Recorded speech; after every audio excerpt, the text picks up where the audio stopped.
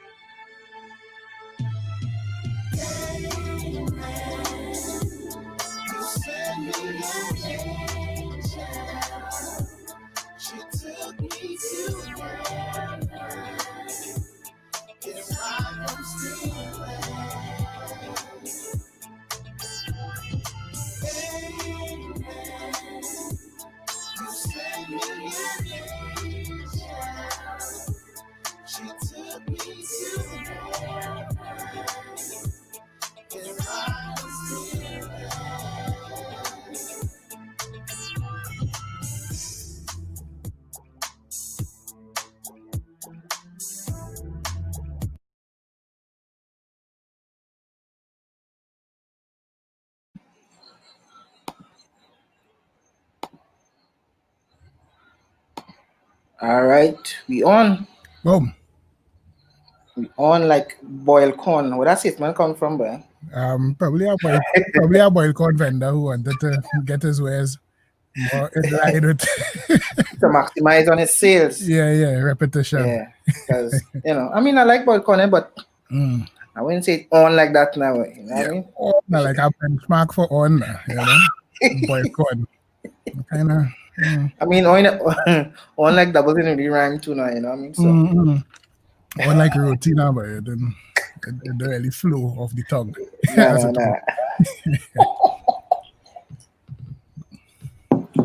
So where's this scene Q? Right? That's the funny thing. It's hard to say what the scene is right now.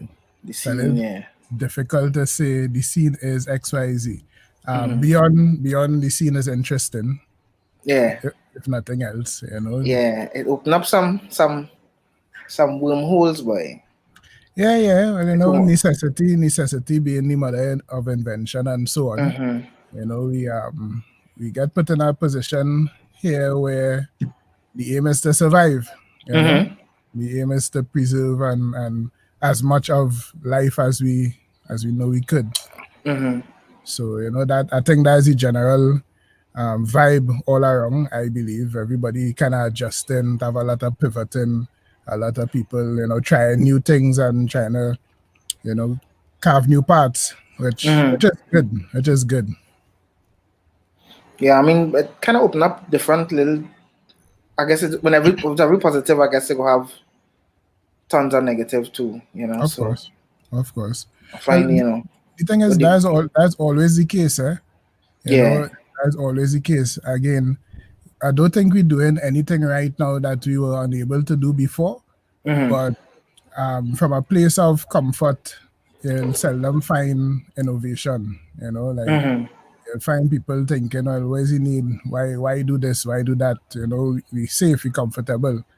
But with discomfort now, it's come the need to kind of harness and take control so that they feel less out of control and less helpless. So you find there's a nice, interesting space for creatives, especially. Well, it is potentially a nice space for creatives. Potentially a nice space. It could be really good, but I guess especially when in a place. Let me go right out a place like here, where it doesn't have much in the realm of nurturing ground now, like or a fertile ground. Yeah. For man to really operate the way they're supposed to. Yeah. And I'm not just talking financial. I'm just talking about being able to move how you're really supposed to move as a creative. Yeah. Exactly. Encouraged to take risk. Yeah, encouraged to take risk. It's not much cushion. You could fall and break your back. Again, always the case with risk. Risk taking involves the possibility of probably taking a fall, which is not a problem really. It's about as cliched as it might sound, it's about how you're getting up, how you're moving on from the fall. From fall, yeah. But the problem that we face really is basically the encouragement. The encouragement to fail them. In a sense. To fail, yeah. Yeah, encouragement to fail, yeah. Yeah, it's a society that's steeped in a fear of failure, I think. And it's something that's get trained into people from small, from common entrance and tests and coming first and coming last. And all them kind of things. And if you don't pass this test, thing, XYZ, blah, blah, blah. And it's not to say that we shouldn't be encouraging people to pass tests, but when you consider the amount of things that we hang on them failures, like without saying the words, at least that's how I kind of felt. Just that I was a little dokey as a youth man too. But it kind of seemed like if you don't pass common entrance, like that is it. Like sign off. Best say sign off. Yeah, you will crash, You don't pass common entrance. As a matter of fact, you don't pass for your first or second choice in a lot of instances. Doom. That is that. Don't get your supper that way. Yeah. And have so much little avenues that you could make a nice of a life, a sustainable life. We don't encourage farming. Things like we don't encourage even things like doing hair was like no one of them making real money doing braid sauce. Yeah. It's also again, and we run into things real fast here. Yeah, but I start reaching the questions, yeah. Yeah. But we got that conversation, so. Yeah, so all that in it. Is our approach to and our outlook and interpretation of education and what education is. And like, for example, I went to as we call it, a prestige school, and I didn't do art until sixth form, and sixth form not in that school, sixth form in Barataria. And senior comprehensive school or senior secondary school as it was in time. Yeah. And I mean, at no point in time coming up in school, I was thinking about doing art as any kind of, or anything creative as a lucrative future, you know, at no point. Yeah, I mean, I wasn't so encouraged within the school. I'm not talking about like, you know, you wouldn't see somebody right now to do art. Like I would do art, and art is kind of something you do in that period. Yeah, art for that period. You know, you go and draw the face on your thing, and you Catalino block. Yeah, you know what I mean? So, that's it. But in hindsight, if I would have done art. I would have done anything creative. You know, but I never saw myself as a creative. You know, like I would run and do physics and electrical, and which is fine because I love those things too. I love science.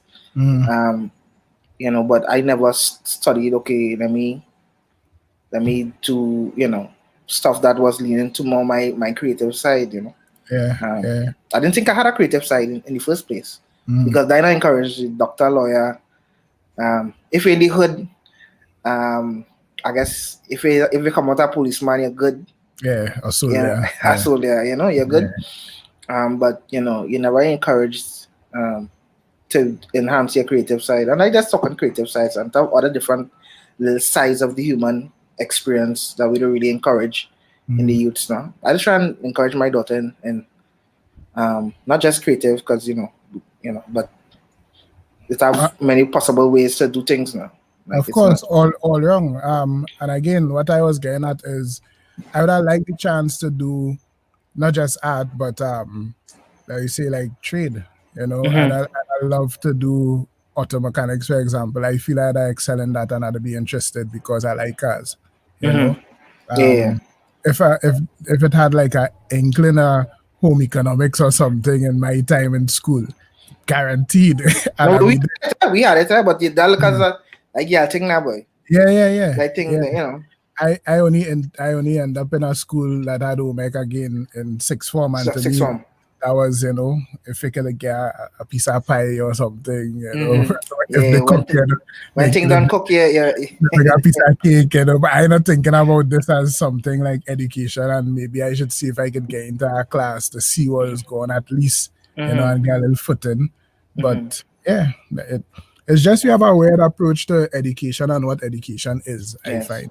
And what smart is, and what, you know, what intellectuals versus, you academics, you know, because a lot of people smarter, but you know, not everybody smart in everything, you know, like, you know, there are people that are brilliant all around, and there are people that are brilliant at one thing, and there are people that are brilliant, you know, because as I always say, a lot of people that went to college and had degrees and doctors and things are in politics, and well, we know we know how them does function sometimes. Things. But now you get to the question. I mean, for those who don't know, I think you're well known online on Facebook. I don't know if that is a perception of mine. I think a lot of people know who QD Ross is. But for those who don't know, I guess. For those who don't know who Quincy Ross is or QD Ross, I better know as. People more call it QD or Q? Yeah, it's Q mostly. Q, yeah. Most people is, hi, my name is Quincy. Nice to meet you, Q. And let's be that from the job. So I have you here as a creative director. But tell me a little more now, a little deeper. Not so deep, but you know. Yeah, I kind of define myself as a creative professional in a broad sense.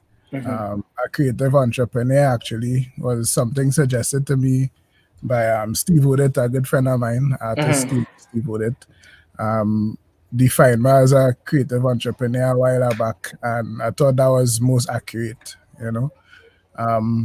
Mostly that. My foundation is writing. I'm primarily a writer. And that's how I encapsulate it. But you know, when people hear the word creative, we usually just straight jump to like either sing or it is dance or it is write plays or whatever. We never think creative in the sense of you know, marketing or copywriting or stuff like that. I didn't know much about that until recently. What a copywriter was. interestingly enough, I didn't when I applied for the job as Mm-hmm. a copywriter in my first agency. Again, this is stemming from the conversation that we were having about school. After doing an entire art program and doing the exam and everything, I still, even though I was, I did come out with, I think, a good foundation to build upon as a creative. I still didn't understand, like, I didn't know what a advertising agency was really. I remember thinking that there was somebody upstairs KFC Independence Square with a Mm-hmm. computer, and that person sitting down there churning out TV ads, radio spots, just coming up with Mm-hmm. ideas and doing all the art, all the print spots and everything. I thought Mm-hmm. one person was doing that, so finding out that there was an agency structure of which they have different people playing different roles to get the communication out was a big surprise to me, at the time. Mm-hmm. So much so that when I applied for the job, it was Alliong and Agostini at the time, Mm-hmm. and that was a big agency back then. And the ad in the newspaper was like a sketch, a line drawing, and it said, Mm-hmm. if complete this ad, if you think you have the skills, complete this ad. And there's looking for a copywriter and an artist and something else. Mm-hmm. So I take the ad the same size and I redesign the ad in Corel Draw. Mm-hmm. I redesign the ad and write my own copy and all that, and I submit that. And it got my call in to the interview. And I presented an interview for a copywriter, by the way, as a copywriter. And I presented my art portfolio, billboards and call cards and logo designs and that kind of thing. And Winfield Alliong, at the time, was the CEO. He said, "Well, I like your work, but do you have anything that you write?" And I said, "Yeah, my application letter." And he will crack up at that.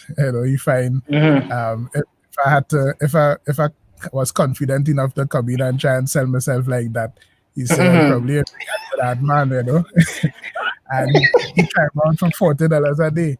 At that point, I had no clue what a copywriter was. I ended up learning what a copywriter was from the creative director at the time, who was Greg Maffan, who was real accommodating and real open and, didn't hold back in giving me the information I needed. Rhonda was another one. Rhonda Lachlan, she is now. I knew her as Rhonda Badal back then. She was another one that was instrumental in actually keeping me in the game, because after a couple of days, I almost ride out from the job. Between Rhonda and a beef roti. Yeah, I think I had a beef roti story, but let people. You went out to lunch. You went out to lunch for beef roti, and it wasn't coming back or something. So yeah, it was an ad. It was an ad that I did for Kaleidoscope. And again, in them days, fresh to the game, didn't really understand what a copywriter was. So I thinking, just use all my skills. So I get the brief, I do a thumbnail and sketch out my thing and choose font and all them kind of, suggest fonts and that kind of thing. And I did this black ad with a keyhole that says "Unlock the Colors of the Caribbean," and through the keyhole had a little scene with like a beach scene with vibrant colors, which I thought that real hard though. That's something real hard though. Yeah, I find it was cool, and to me, I thinking, well, the black negative space there will make the colors in the center pop out. Yeah. And I remember the account executive coming down and not liking the ad at all, and saying, if you don't have the people in here to do the work, find the people. And I see my work pelting up in the air, and I thinking, well, I ain't really cut out for this, I fresh from Lyman on the corner, I ain't really accustomed to people moving like that. By my work pelting all over in the air. You know what, cool. Maybe I just ain't cut out for it. So I pack my bag, I had a backpack at the time. And I tell the same from Rhonda, I tell her, well, I going up by Dobson's and get beef roti. That time they was on Marley Street.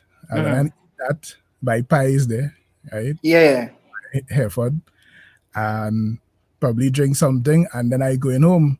So she said, well, it's not lunchtime yet. I was like, yeah, no. When I say I'm going home, like, I'm done, I ain't coming back, I gone. And she walk up the road with me and tell me all kind of things about, having to develop a thick skin and don't worry about that. And everybody will like what you do and blah, blah, blah. And as long as the creative director prove that you're okay and all this kind of scene. Mm-hmm. At which point I was like, yeah, whatever. Let me eat my roti and go home. But I was really upset. And it was like, I would be upset too. Yeah, in retrospect, it was just an ego thing. I probably should just say whatever, and if Greg say you like it, well, cool, you like it. And I eat the beef roti and it cool me down now. Such is the power of beef roti. Yeah, the beef roti calm me down. Them days, Dobson's was real cutting too. And I eat a beef roti and went back in. Actually, what she did was she said it was like a Wednesday or sometime so. And she said, well, stay until Friday. And if you last until Friday, and you still don't like it, well then, okay, cool, right up. And Friday came and I was eternally happy for staying, to her especially. And that was it. That was down the rabbit hole from there. I love it. But and I said, did you love? Oh yes, you love copywriting, but you moved up the ranks to actually being a creative director. I love creativity. I love being an artist. I love expressing myself and creating things. At one point in time, I used to outright say that I didn't want to be a creative director because I didn't understand the role. I was thinking that everybody need to be something like a creative director. I figure. I think in their own space, yeah. And also the approach and the responsibility for the work, I was never like, I get this brief and my job was to write copy, so I just write the copy and whatever. It was always, and I guess it's because of the background that I had, it was always about how the copy would fit into layout, into design, how the idea would affect design, how we could execute something a little broader than just what I doing. So you'll find that I was always the one that would sketch down a little thumbnail to go and discuss with the artist. I will always try to create some sort of collaboration. To this day, I prefer to collaborate. I could do everything myself, if I probably try, but I don't think it's a good use of resources to try and do everything yourself. I like that you did mention that the other day when I post up the things. I figure it's always a good move to have more than one idea, and that's help you push an idea further down the concept band, and I think it's always come up with something better. Yeah. I get that. I get it, but sometimes I don't get it too, because sometimes it's not that I don't like sticking. I probably just don't like my idea sticking. I want to go and do, and I find it's moved the way I want it to move now, but it is end up getting tired and you just be creatively drained. And I think I need to be more creative in a sense, or I need to be relaxed so I could be more creative. Right. And that's it. You're saying that as your version from the teamwork. Yeah. Yeah, you know what I mean. So but one notable campaigns you ever work on, but like one that you think everybody would know. And that is a real funny thing. The campaigns that I work on, like some of the bigger ones, and like because of the position, like when I get to the creative director point, you're kind of guiding creative, and me personally, I do I like to take the shine for people work now. All right, I hear you. And my approach as a creative director is not to plan. It might be to nurture idea rather than make the idea mine. So I have a lot that I don't claim.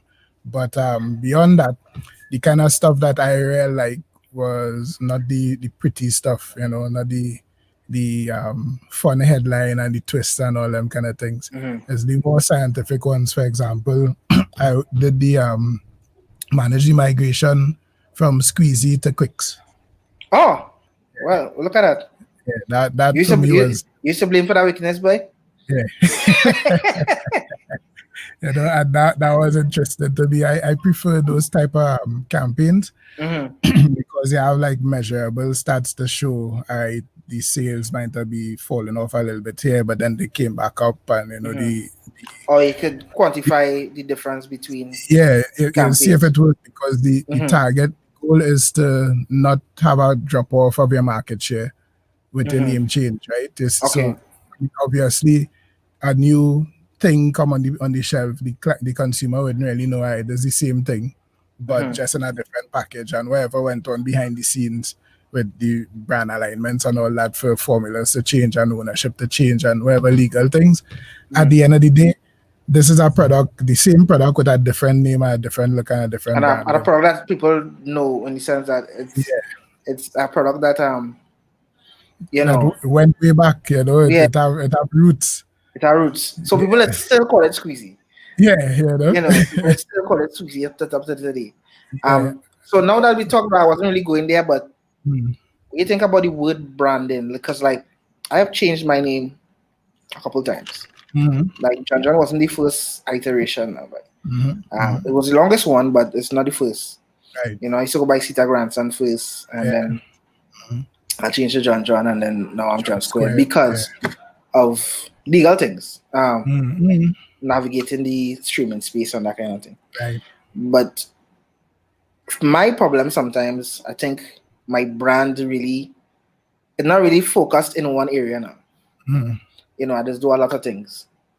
So, you know, what's your thoughts on branding in the sense of in the digital space or in branding? Well, to start that answer, branding is branding regardless of the space, right? Branding is essential to any product, movement, service, anything like that is essential, because that's like that's what your familiarity, that's what people latching on to. It is your brand and your product will have a story, regardless if you want to tell it or you let people tell it. It's going to have a story. It's going to have a story. Branding will allow you to kind of take charge of that story, you know. It will help you to plant the seeds that you want to be planted. All right. So it's essential, consistency in your brand. And now your brand has, you said just now, the second part that I want to put out, you said just now that is do a lot of things. That's fine. You know, Nikes do a lot of things as well. You know, they have a lot of products in a lot of different sports, but they have one central team. Just do it. You know, exactly. And they manifested. Just recently, I was talking about the way that the brand kind of manifests itself in a lot of different areas, and was able to stay relevant over time, you know, and just give you a lot of different versions of Just Do It. The most recent one, I was looking at Into the Spider-Verse for the first time the other night. Just randomly put it on after having a conversation about how it was so fresh and I need to see it and all that. Number one, I looked at the one of the images. Hey, Abner JB. I looked at one of the images and I saw the character had on a Jordan 1s. And I was like, I never watched this because I Jordan. You just think I am Jordan freak. Which have ties back to advertising. It's not just the cut. Advertising as well, plenty of my roots too, but we can talk about that later. But it was cool because without cracking any spoilers, it was about taking the first step and just doing it now. The show was about that, and you know, coming into your own. And I was really interested in how Nike kind of aligned themselves to the main character, and you know, kind of walk with the character through that, you know. And that's an idea, or that's an example of how people could maintain the brand throughout, how companies, I should say, can maintain our brand throughout different spheres, different realms. Great, understandable. Which, you know, very insightful in the sense of, you know, sometimes you think you could only be pigeonholed into this one ideal or this one concept, but your main concept could branch out into sub Of course. So It's about having a focused a purpose. Actually, it's having a purpose and a goal and like, you know, a real purpose of what you're doing and why you're doing it, which will, number one, allow you to make better products, right? And number two, allow you to better articulate what your product means in the space. You know, so even if you want to change the name of it, like I say, I was in that brand migration that I spoke to you about. I hope people don't get too vexed with me, but I also do claim to Nido. to who? To what? Nido. Okay, I have no Nido to tell you. Yeah. And Kim is Kim. Yeah, you're real work on some kind of campaign there, boy. You know, yeah, it's just about preserving that goodwill, from the brand and keeping all that intact and translating it to another name, another format. From John to John Squared, that is something that you can manage and you can easily, you know, transform and take your goodwill, which I think happens in any case, but there's a systematic way of doing it as well. You know?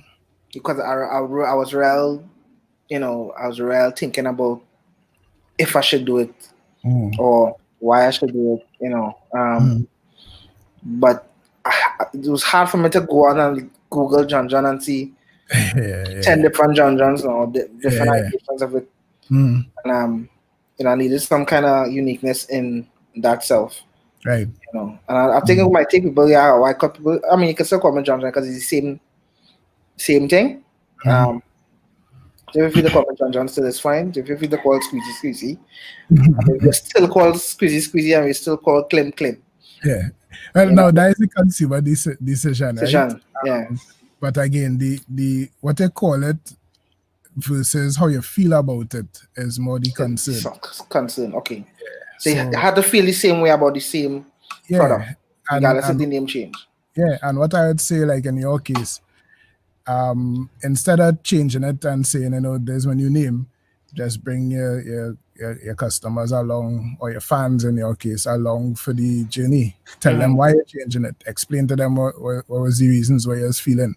Do actually like manage it. Like I say, you change your name, people could come up with all kind of reasons why. People might say, oh, he didn't want to be associated with John no more. Or, you know, John and it was never and I think it was never associated with John. People do think that, but you know, it's a conversation piece now. Again, that is something to manage. You know, you manage things like that. Number one, people get a clear idea, and number two, they feel involved and included in your brand.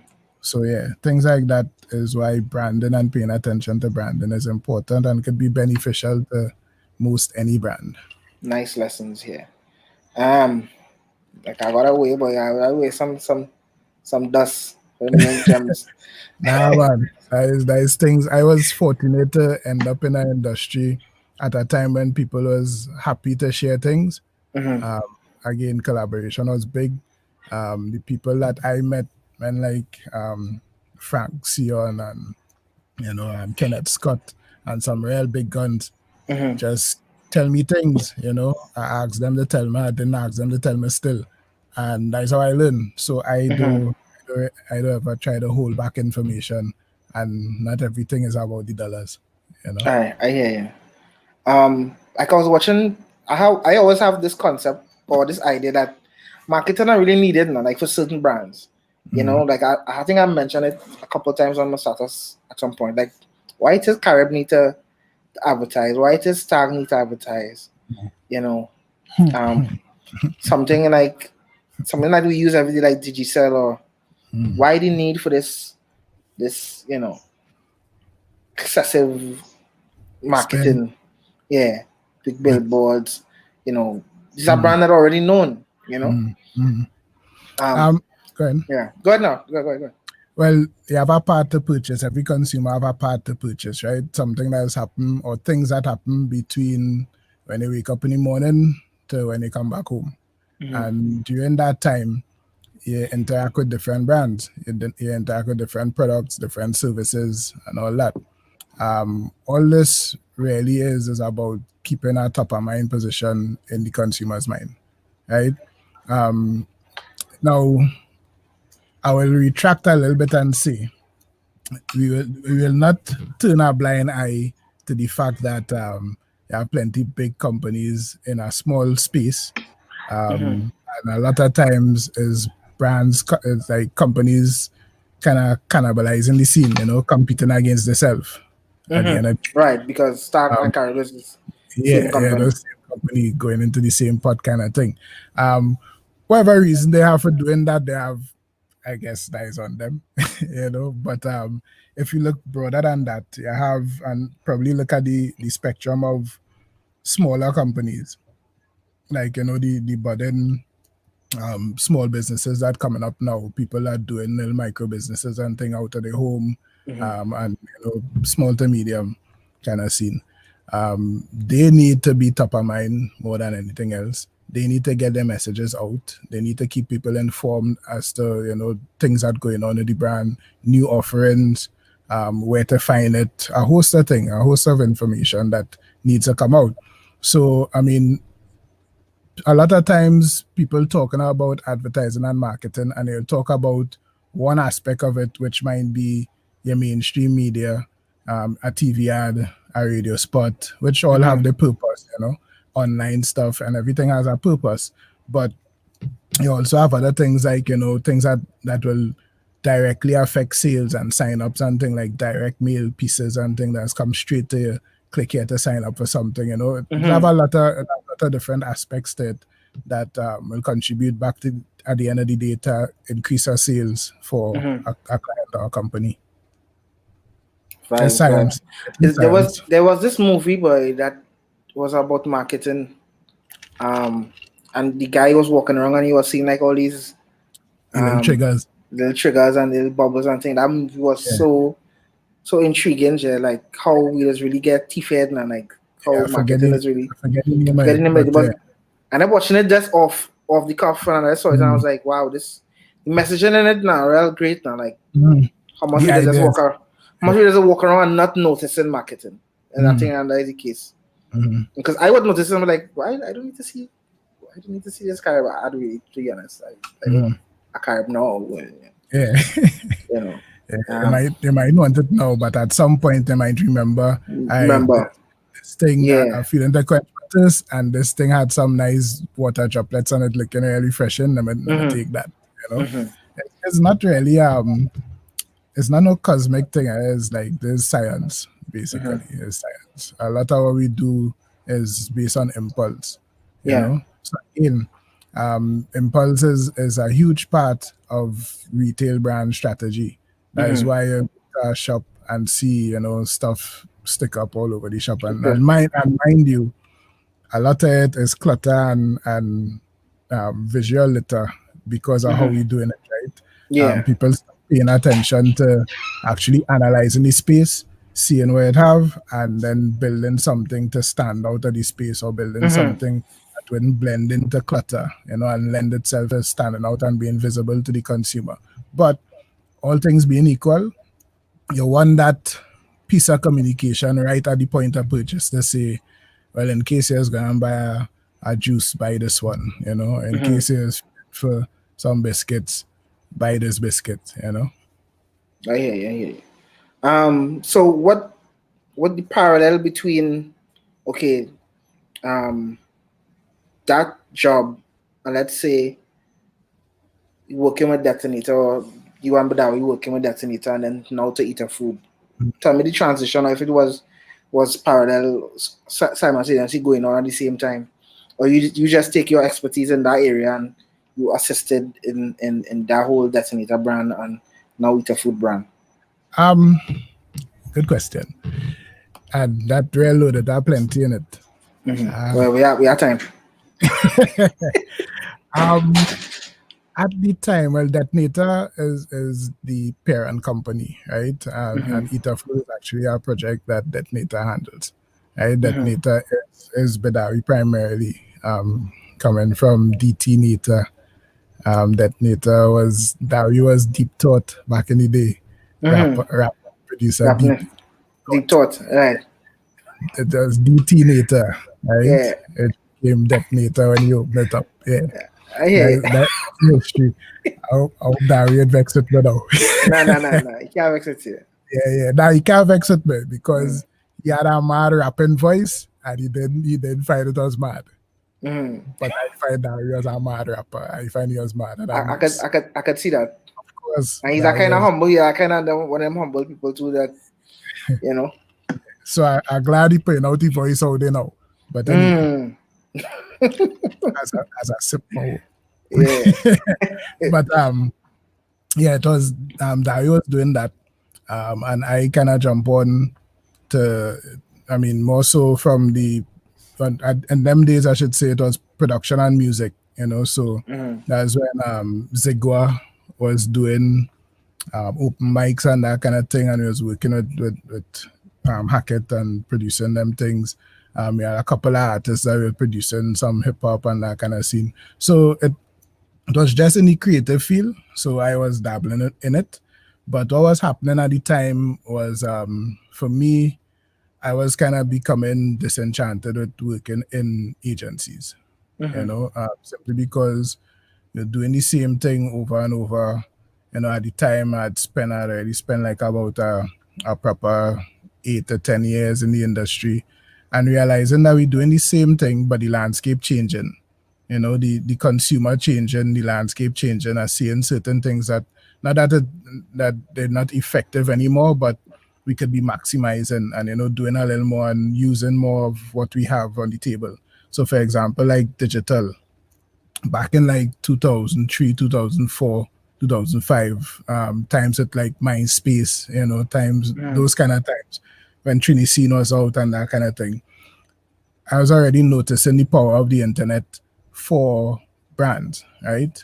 And I was trying to get, agencies and clients and things to jump on board the digital train. But the biggest drawback was because of how our agency is set up, it wasn't immediately obvious how our agency could profit from doing content that would share online. If you know the media business and the agency business, an agency really makes money from media placement, right? So if you don't have that commission involved in what you're doing, then the question is, how do you make money? And there are a number of answers to that, but you had to think differently and think out of the box, right? So I was kind of hitting my head trying to come up with things that could create the real 360 experience. So like I did campaigns back in the day that included Foursquare and MySpace and that kind of thing. And you reach to a point where you present it and they go with the traditional part and you'll hear the famous last words. Well, we like this, but the digital part, that is, we like this, but maybe we could use that as a phase 2. That is a running joke for me. Anytime you have phase 2, you could take that and put that in your discarded ideas folder one time. Phase 2. There's no phase 2. Yeah. If you waited until phase 2 to bid, you don't smell real stink, bridge. So, coming into things like that, I just decided, well, I'm gonna look outside. And in between that, had a number of things too that also impressed upon me to start, or actually it gave me a different understanding of media and media space and where somebody could go with that. Like I started the 411 with Anthony Burney and Clark. Anthony was the CEO of that, so, and he invited me to come on the team, and I was the editing, let's call that again. Editing director or editing something? Yeah, one of them things, and all that with them titles. Editor-in-chief. Yeah. All right. Essentially, I was just a writer, to tell you the truth, writing a magazine that I thought was fun, right? But the title was editor-in-chief. But doing that and seeing how people responded to it, seeing the kind of power and influence that I had with owning a piece of media that was yours, that you could dictate everything from prices to what was hot this month, to promoting and putting people on to certain information and all that. And bigger than that, achieving a goal, having a purpose. Because I don't think a lot of people knew the reason for 4-1 coming out. And Anthony was real insightful in taking that approach. But that's when people are clamoring about radio play and local content and all that.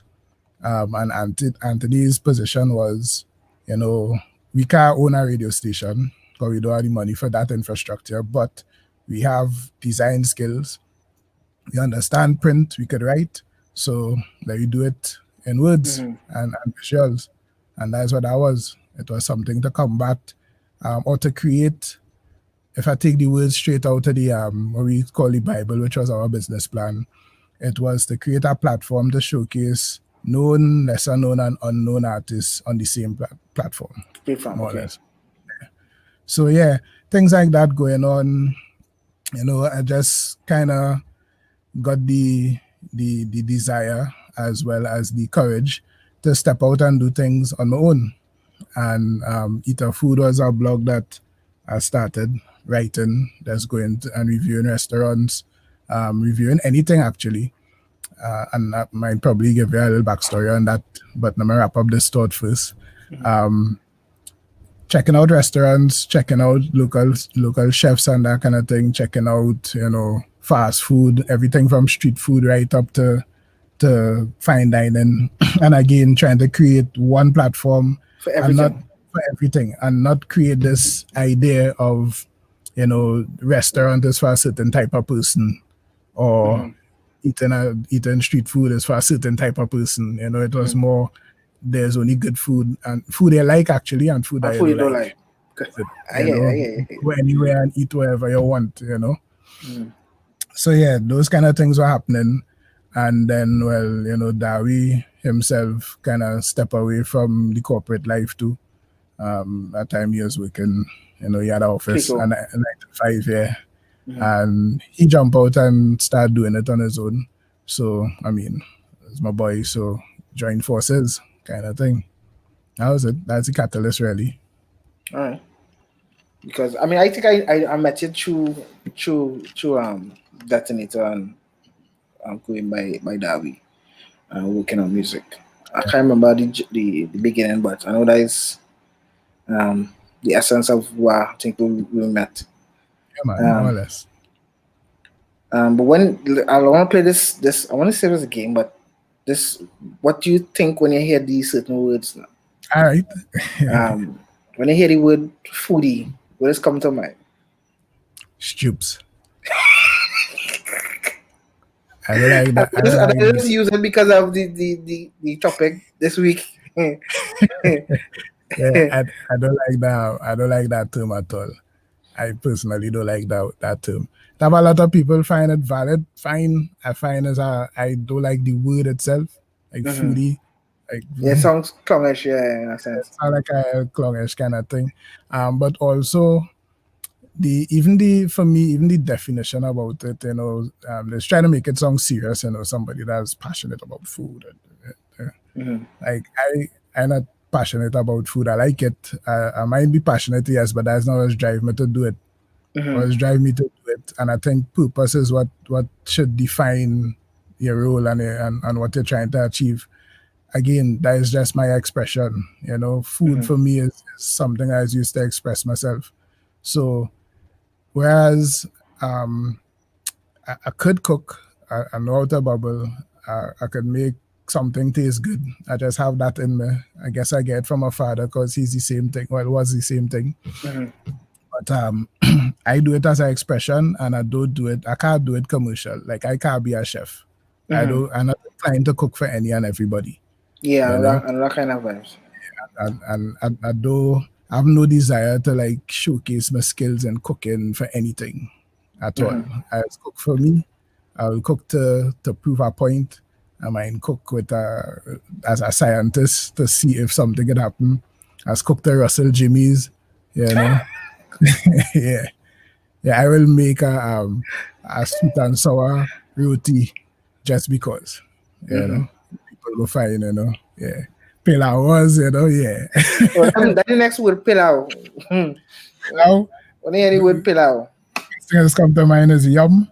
I love it bad. And I have a weird association with pilau. I realize over the time. It's something that I could always eat, but it's something that I realize I don't make often. And every time I make it, number one, I make it slightly different. There's always like tweak something, or like pilau does happen on the day for me. Well, with most things, but pilau especially, I have many ways that I could achieve a pilau, and it's all according to how I feel on that day. But I really love it. Every time I make it is a celebration, but I don't make it often. But I love that. I think I opposite. I get to the point where I make it so much, like, and like I try. There's this one time that I make it real good, and I've been keep on trying to make it real good. That every time now. So every time I try to make it, there's always anxiety. So if it's gonna come out like that time now, and so far it has not become. Like, it has never been a second time now. I've gotten that exact, and I tried making it from like I have a formula now. Like I have a way I make it now. Influenced by Badawi. Influenced by Badawi, and so but it's one of my favorite things to eat and one of my favorite things to make because it's kind of quick. And well, the cooking process quick. I wouldn't say the prep work is more the the chore, the chore, And this guy told me that when I saw him in the grocery, this next chef, Pan Man. Oh, forgetting. Anyway, he go remember. I go remember. Big Chef Pan Man. Big Chef Pan Man. Yeah, we brethren.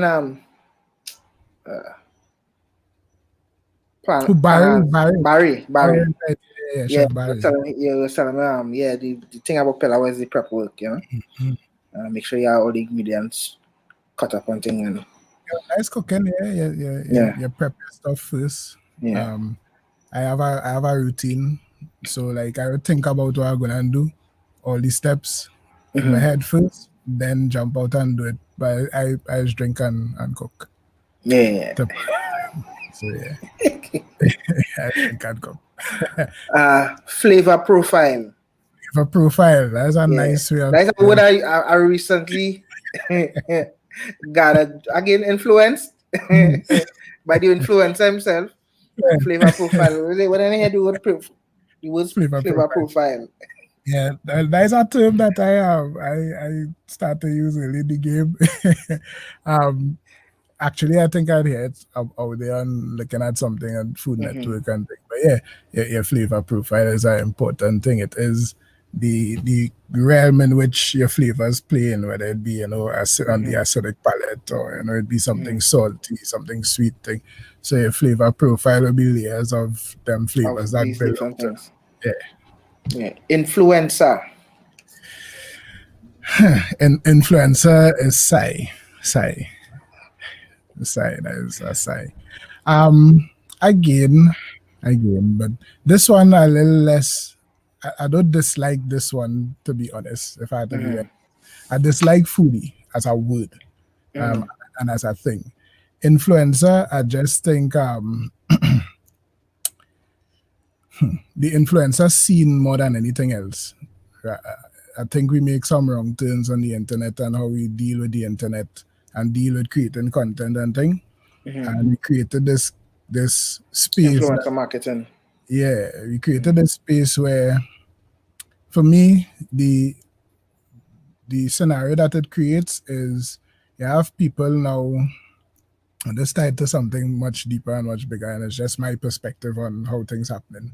Not saying it's right or wrong, but in my honest opinion, we create this category of individual that is creating content with the intent of getting views, likes, shares, right?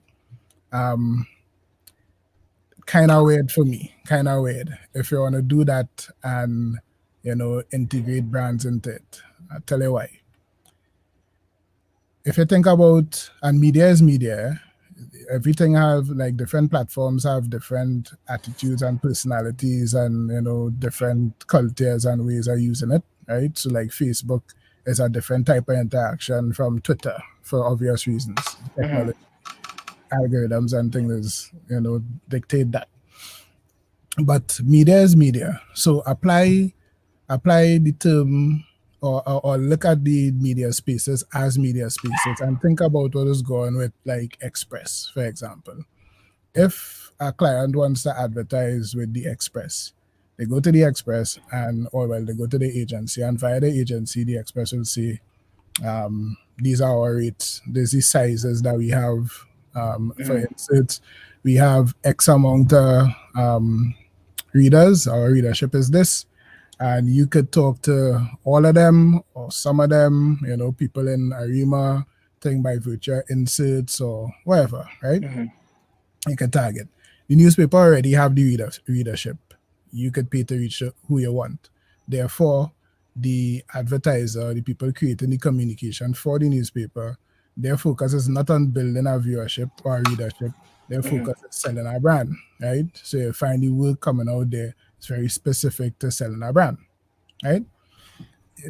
The influencer approach of building subscribers and that kind of thing seems to create a kind of weird position for me, because now I might want to sell a brand or a product or idea or concept or set that up, but still doing that with a scope towards building a brand, building a viewership, that kind of scene that could sometimes lean over to some disingenuous kind of positioning, and it have a lot of things. I mean, I'm holding back plenty, because we ain't gonna leave here if I open that. That kind of works. Put you in positions where, I mean, you end up being a slave to a thing. You had to post something every week. And I don't operate like that, sometimes you might not have something to say. I think you shouldn't try and say things when you don't have something to say. And it's about a way to do it. And it's not about being slack or loose or, not being consistent. It's about being consistent for something other than just posting.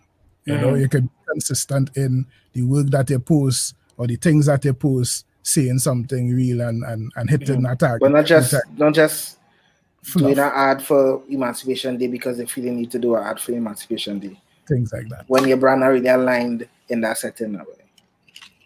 And when you don't really care to. Yeah. I'm big on honesty in communication, because you could tend to be very dishonest easily, and that's get a free pass. You see a lot of dishonesty going on out there. People doing things, and I know you don't believe that, but in the scheme of things and the culture, you're doing that well. To accept it because it's advertising. But I find it could be honest. I was never on that train where advertising is the devil and he's selling you things that we know not good and that kind of scene. I think that was also one of the premises of the movie. Was this boogeyman marketing, was this boogeyman where you just kind of push stuff down people's heads, things that they really need, things to get them fat, that kind of way. I mean, not all products good. I'm not gonna say that, but you don't have to lie. I always use the example of Buckley's. Like, Buckley's come straight out and tell you it's awful. I think that's one of the things that always stood out. Buckley's tell you it's awful, but it works. What I mean? And is it truth? And it could sell, it could work. You don't have to go out there and mask it. In a time especially where people making jellies and all kind of thing to make medicine taste good. Yeah, this bad taste in medicine. Just don't lie about it. They could have probably take another approach and try to make the thing taste better. But they didn't want to compromise the formula. So we put it out there, it's awful. And look. Culture. Or culture. Culture. Nice two different words, culture and culture. Culture, how I feel about culture, like anything that comes to mind. Culture dying. I feel kind of sad when I hear that word, because I feel we don't appreciate the culture enough. Again, another cliche thing. We hearing this from since 19 how long, but I think more and more we strain away from the roots of what I find as make us unique and what make us cool. I think it have a lot of cool things. Take, for example, with Carnival. Right? I think Carnival and that expression have a lot of cool things that's happened there, but it being overshadowed by something that I think have a place. I'm not saying that we had to be all up for deep philosophical portrayals of, our existence and so on all the time. But I think at the least pay respect to the idea of portraying something, don't name your band the Hot Sahara and there's a whole set of blue and ice looking things now. Have your concepts saying something. Think about what the essence of our mass camp is and try and structure it like that mass camp so people could come in and view things, don't have a mass camp and have a clipboard with names on it to say who could come in and who can't come in and it's kind of exclusive thing. Things like that. I think, and people have justifications for it to say, well, we have to do that because security and so. But you create a beast though, you create a monster, and now the culture is suffering from it. Is what I could say. And I will say fight me. Europe. We create a rope. I find it stink, I dislike it. If you had asked me what I think about Europe, I'd get a different answer, a different venom. Well, give me the answer for Europe. Europe is garbage. I see it transcend to this. I saw this here. The orange thing in this when they're doing fixing road and thing, the plastic orange thing. I see a band with that horse, like the orange thing. And it's always the same kind of people holding the effing rope horse or the orange thing. The same people you kind of want to keep away from the band. Is the one that kind of holding the shield between, And I remember working try by year as a medic, right? But the medics have a certain privilege to work on top of the truck now. So we can get us to be on top of the truck. If somebody for a second, we come down and we deal with it. But we get to be on the truck. And I remember working for this length hours, and I seen, man, I think the rope was kind of new too. I think I was in 2007 or something. So that rope concept was real new. And I remember saying, but look how these people now, but how them had to be up and down pulling this rope whole day and they're working for less money than me. Working for less money than me because I'm a medic. But the work that them doing harder. So watching that, in a sense, I feel in a kind of way because they working whole day and when they get a chance for lunch to eat everything and back on the road for 2 days and it's less money than I working for. So all them little things like this piss me off and make me hate, in a sense, Carnival in a sense now. I'm not understanding, especially somebody who didn't grow up in Carnival. I didn't grow up. My family wasn't in my parents were religious and whatever. So I never deal with Carnival in that settings now. So I'm not aligned, to loving Carnival because like my culture, whatever. But even watching that and participating in it in that sense make me just like dislike. Working as a medic and on the whole make me dislike Carnival at one point. Having to go pick up drunk people on the road and them kind of thing. Carnival season make me hate the season. Anytime between December and March, I don't want to work because I know that it's picking up drunk people and But no, I grow out of it now. I can understand Carnival on this broader sense now, as I see the culture and the ritual and that kind of thing. The expression of Well, this I remember we talked about buying local or buying black or buying these concepts now. What's your thoughts on that? As wrapping up here. Buying local, I think, is important, but can't go off the deep end. I don't think we should go off the deep end, right? I think, as is the case with everything, you need balance. I think, and balance don't necessarily mean 50-50. I think balance make sense of it. For example, and I mean this again, this is not law. This is just my outlook. I tend to purchase clothing from local designers, right? designers. I put a S on there, but it's primarily one designer that is used often, which is Dow Creations. I would make anything to do with like long pants and any kind of thing at all, even short pants and thing, you know, but that kind of kit, I would buy that from Dow, shirts, that kind of scene. I will also lean towards friends who have little t-shirt lines and that kind of thing. I'll buy local.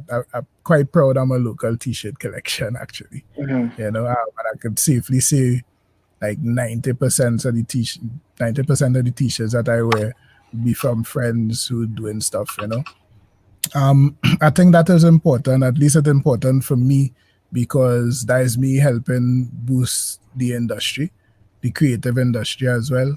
And it's me helping promote my friends. So that's important to me from that perspective.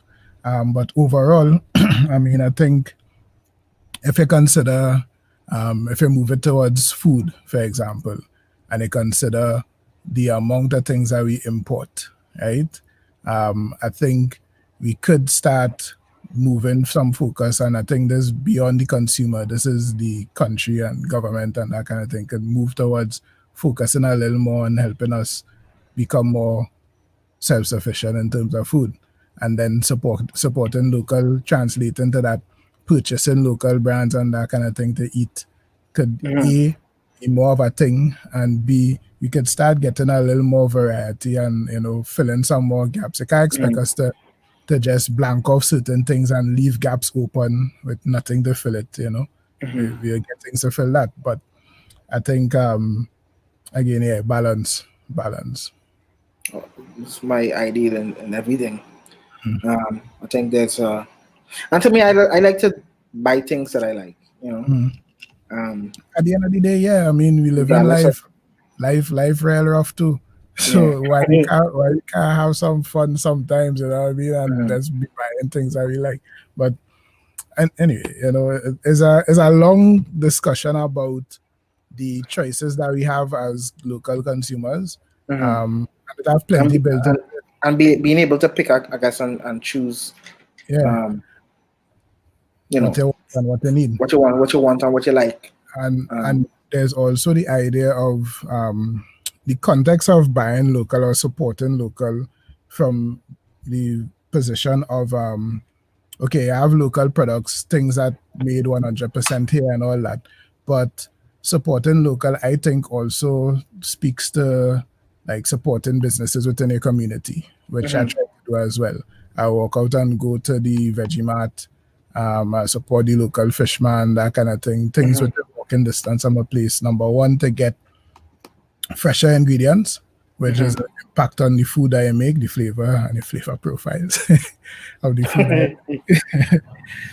But it's also supporting small business and supporting your community and the economic activity within your community, which I think is important. And there'll be some people that are doing it with products that not necessarily local, things that imported. So yeah, but the conversation about doubles this week here. Yeah. Being totally, you know, totally imported, yeah. Which is fine. I mean, we have, you know, still me. Yeah, I don't know. It's the is local ingredients made used to make a local product sold by local business people. So, you know, again, balance. So let me wrap up. Because you know we only want something here. Yeah, that rail fly, but that fly real quick. Yeah. I was thinking before. I don't think about what things to say.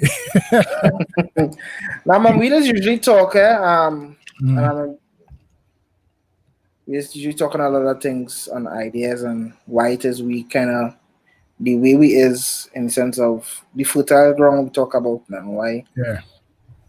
How we is gonna change that thinking. How we think like the Maxi. You worked on the Maxi Money. And we are talking about utilizing, you know, creating content locally, you know, and how we could change the idea that on the word local to me have this connotation of, you know, substandard, you know. Yeah. So yeah, we have a lot of work to do to change how we choose. Like to me, it makes perfect sense. And I'm just not talking because I know all it, but I can't see why any TV station hasn't taken up eater food. It makes sense. Or why Cooking with Natasha not a thing on TTT? You know what I mean? Why we have to be fishing for content, or when to have things in the space that already working, and it's just a draw and give our other now. Yeah, good question. You think it's a problem why we just do like to get people dust? Like, man, you find it hard, boy. I mean, you find it hard to give me more money, boy. I think it has systemic things embedded in that kind of thinking. Yes, I do. I will be honest. I think so. I think there is, I mean, in as much as we talk in them things, I think it's not beneficial for certain people if things like, online stuff start being done in the right way. I believe so, there's the potential, especially right now in this landscape where, and what I like about 2020 is it take that thing, that safety net, and what we just do and all that off the table. So like everything that we does do, had to does not do in 2020, we had to do over now. So it kind of create a kind of blank slate where people looking for solutions, and now an innovative idea now could meet more receptive ears, because everybody looking for where's the next, so like in the past couple months, people more responsive to different things, and again, the idea that mass media or traditional media, as they call it, I like to call it traditional media really, because it's just another part of the media landscape that we have. But mass media channels like TV and radio and print still very effective, but we had to use them wisely. We had to adjust them to the modern landscape. So, and think about it a little more inclusive, a little more holistic. So, for example, there are ways to make television digital, by simply putting things in place to, like, you're looking at a TV show, and it could Shazam a song to take it to somewhere, or Shazam something in the show to take it to something on our website, to come something, it have things that you could do to integrate all the aspects of and media. and give people a full experience now, a richer experience.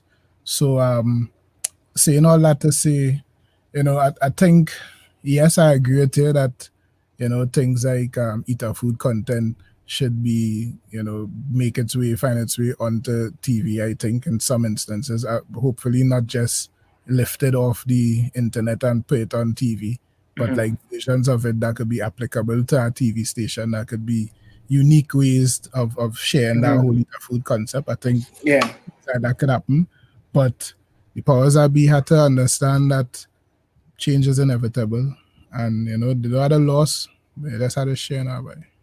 I hear you. The other loss where I feel like I'm put that on a t-shirt. Other loss, that's how to share. Yeah, that's how to share. Well, I mean, it was nice talking to you as usual. I mean, same here, sir. We no strangers to say. For real. Not like we didn't talk yesterday. But I mean, thanks for having me on. I feel honored. I appreciate it. I think he's a man for wealth and knowledge in this aspect of marketing and branding and all around life now, boy. Yeah, as a man, you don't talk shit from one son of you. Not on purpose. Not on purpose. I mean, I think the knowledge was well received on my end, and make me think twice about certain things in regards to how I operate in this space. And I mean, a lot of people, I'll say this, a lot of people just congratulate me in a sense of doing things now, but I just really just be throwing things at the wall and whoever stick. Like there's no plan in a sense. Well, that's what it's about, I mean, and I'm sorry to say this and make it sound like if you should be fickle or thing, but I, for one, and people that know me know, I will always be changing and shifting and changing focus and doing something different. That's my nature, right? My nature is to do different things. And as a person, I don't fit into routine. There's a reason. If you look at my entire life, there's a reason why certain things is be the way. I mean, I'll give you one straight off the bat. My hair does be different all the time. My hair always changing. From month to month, my hair changing. I don't even cut my hair the same way when I go by the barber. It's be what I'm feeling like at the time. Sometimes people just be like, Dread, what going on with your head? But like, that's what I feel to do this month. So, let it do. And that's my overall attitude towards things, Let me take things, I mean, even cooking, as I mentioned before. If I come in to cook a pilau today, I have no desire to necessarily make the pilau that I make last week or the month before. I just need to make a pilau today. And today, you know what? I might feel to use some jeera inside this, heavier jeera than normal. Or I might feel to twist it this direction. And why not? Let me try it and see. Number one, I get a new experience. Number two, I find out something if it work or if it don't work. Number three, I know how to better it. And I think that a creative, that is an important part of your process. I think should always be trying to do something different. Even if you get a formula that's working. And a lot of times in this creative realm, people will bounce up on a formula that's working. And I don't vex because, you have to pay bills. So you get something that's working and you run with it, right? Cool. But I think that is one way to do it. I think another way to do it that is equally as profitable is to keep putting out fresh product out there, putting out new things out there. Keep pushing and charting new grounds, creating different things. You talk about Maxi Money. I'd forget Maxi Money too. But it's interesting because Anthony Edwards, who is the creator of Maxi Money, the first person that came up with the idea and birthed the idea. I worked with her to flesh out the gameplay, and then I ended up hosting it afterwards. But the reason she was doing it is because she was saying there is a need for local content, but then over the years, when you hear local content, where you're getting like soap opera type things, you're getting talk shows, you're getting the run-of-the-mill things. She was saying it's been a while since we had a local game show, play your cards right, pick up and them kind of things. It's a while off, we didn't really have local game shows like that. So she decided to do a local game show, took the form of Maxi Money, which I find was real innovative. Asking and questions in our Maxi for a drop or a short drop, and that was cool. But with people doing things like that and thinking like that, then they set the ground because somebody else will see that and say, hey, game show is an option. It can trigger, spark somebody creativity in that direction too. I hope more game shows come out. When we were doing 411 at the time, it was only really Macro magazine out there making serious waves, as a big magazine running consistently. It had others, running a couple issues and things, but longevity, it was Macro. So we wanted to come at something of that quality or that caliber, but talking to a different market altogether, talking to we people, talking to us, see yourself kind of thing. And we were able to create something that, a lot of people saw, like when they see H2O flow, it's like, wait, all they shoot that bird, they went away. Oh, Brethren, that's how your treachery does look, dog. Just Jace, where's that boy that looking like New York? Yeah, it's the New York or Trinidad and Tobago, Frederick Street. You know what I mean? So after that, a lot of people started to do magazines. A lot of people hail me directly, hail Anthony for help, setting up a magazine, and we were only too glad to grow that because we were thinking the more people in the market doing this kind of thing, easier to become sell if it come on place. If people seeing different versions of this thing over and over, clients that is, they'll understand how it could work. They'll understand that it's a viable channel. So let everybody do it, and again, share, don't try and hug it for yourself. Share the thing. Nice. Change is essential. All right. The boss. Man from Mova. I was touched on that too, but I said another time. Yeah. You Cool. know what I mean? Cool. Anytime. You live right down. Well, you grew up right on the road, right on the road. From myself. From by you, yeah. You know what I mean? So it's a blessing. Top of the hill. Top of the hill. And the third my virgin. Yeah, man. We go pick. Yeah, virgin. Thanks again. Yeah, man.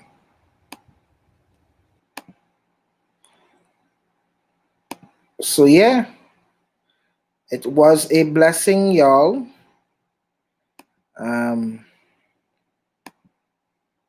It was a blessing being here. This I started off the things them. I think I wanted just to talk to Annalie Prime. Just to get a taste of our album, and I decided to go along and continue. You know what I mean? And it turned out to 8 episodes, I think. I can't remember how much episodes, but so yeah, season 1, I think this is the wrap.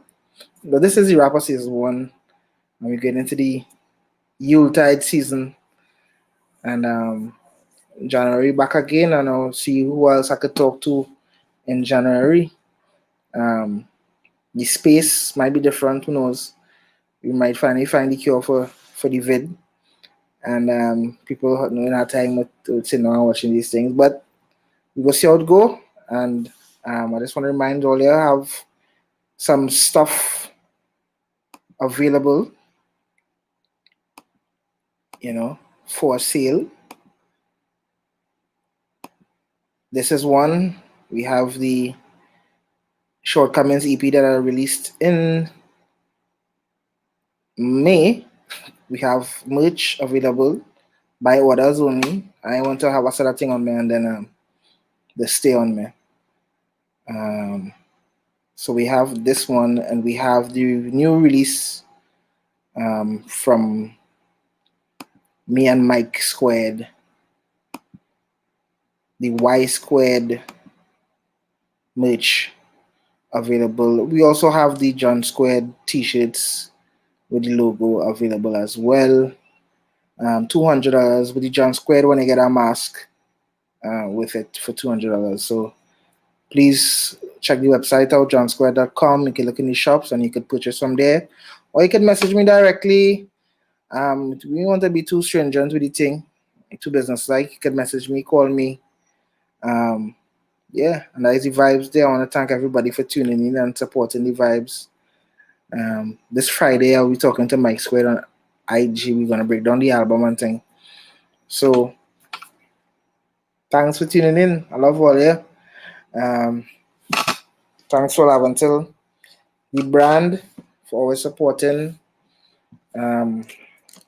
Ricardo, 868 Frames, and yeah, all the people that support vibes. Bye.